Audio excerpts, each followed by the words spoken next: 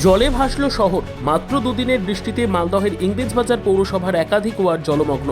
কোথাও হাঁটু জল, আবার কোথাও বাড়ির ভেতরে জল, রাস্তাঘাট জলমগ্ন। গত 2 দিনের বৃষ্টির জেরে আজ সকাল থেকেই ভয়াবহ ছবি ইংরেজবাজার পৌরসভার 20 নম্বর ওয়ার্ডের সুভাষপল্লী, সর্বমঙ্গলাপল্লী সহ বেশ কিছু ওয়ার্ডের একাধিক জায়গা।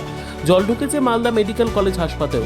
হাসপাতালের জরুরি বিভাগের বারান্দায় জল, ফলে জল পেরিয়ে যাতায়াত করতে হচ্ছে রোগী এবং আত্মীয়দের। সব মিলিয়ে গত 2 দিনের বৃষ্টিতে যেন বন্যা পরিস্থিতির রূপ নিয়েছে শহর ইংরেজবাজার। জলমগ্ন এলাকার বাসিন্দাদের বক্তব্য, সারা জীবনের সমস্যা এটি। বছরে 2 বার আমাদের জলের মধ্যেই বাস করতে হয়। কেন জানি না পৌরসভা এই বিষয়ে কোনো উদ্যোগ নেয় না। এদিকে মালদা হাওয়া দপ্তর সূত্রের খবর, আগামী 3 দিন বৃষ্টিপাত হবে জেলায়। 2 দিনের বৃষ্টিতে এই সমস্যা, তাহলে আগামী 3 দিন এই বৃষ্টি হলে কি অবস্থা হবে শহরের?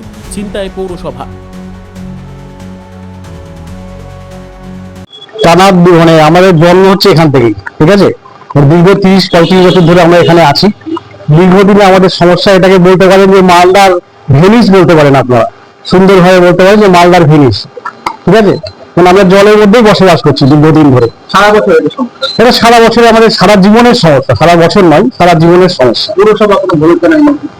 পৌরসভা দীর্ঘদিন ধরে তো আমাদের কোনো ভূমিকা আমরা দেখিনি। অনেক রকমের প্ল্যানিং করার চেষ্টা হয়েছে শুনেছি, তো সেরকম সুরাহা আমরা কোনো পাইনি, আর পাবো বলেও আমাদের মনে হচ্ছে না। বাড়িতে জল প্রতি বছরই 2 বার করে জল ঢুকে বাড়ির ভেতরে, নিচতলায় প্রতি বছর 2 বার করে জল ঢুকে। মানে আমাদের ওটা মানে বাৎসরিক পরিকল্পনা একটা। যাতায়াতের সমস্যা, জীবনের সমস্যা, সবকিছুর সমস্যা। এবার স্কুল যেতে হচ্ছে, আমার দেরি হয়ে যাচ্ছে, জলের মধ্যে যেতেই হবে, কিছু করার নেই।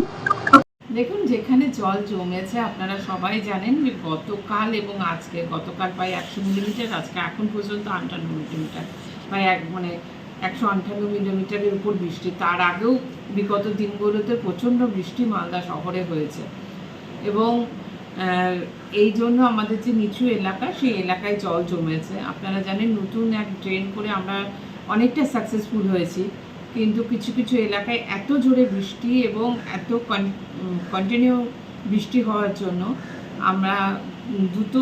আমাদের যে ধারণা ছিল তার থেকেও বেশি বৃষ্টিতে জল জমেছে সুভাষপল্লী, তারপরে আপনার 20 নম্বর ওয়ার্ডের কিছু জায়গায়, এবং 4 নম্বর ওয়ার্ডে জল যেখানে জমতো সেখানে অনেক জায়গায় জল জমেও নি, এটাও যেমন ঠিক।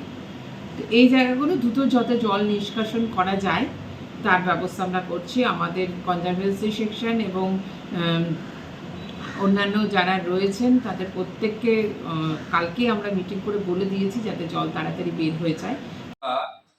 পৌরসভার বোর্ডের মিটিংয়ে বারে বারে চেয়ারম্যানকে বলেছি যে শহরের এই যে ডুবে যাওয়ার সমস্যাটা, এটাকে আপনি একটা সুসংগত পরিকল্পনা করুন, করে জল নিকাশের ব্যবস্থা করুন।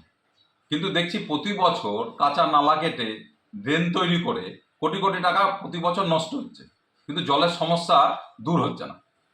কাল আজ বৃষ্টি হয়েছে 2 দিন, তাতেই অর্ধেক শহর জলের তলায় চলে গেল, চারিদিকে জল জমে আছে। এরপরে যদি আরও ভারী বর্ষণ হয় তখন কি অবস্থা হবে সেটা আমরা অনুমান করতেই পারছি। এই পৌরসভা কোনো সুসংগত পরিকল্পনা করে কাজ করবে না, এরা কেবলমাত্র ট্যাক্সের বোঝা মানুষের উপরে চাপিয়ে দিতে চাইছে। ব্যুরো রিপোর্ট, উত্তর বাংলা সংবাদ।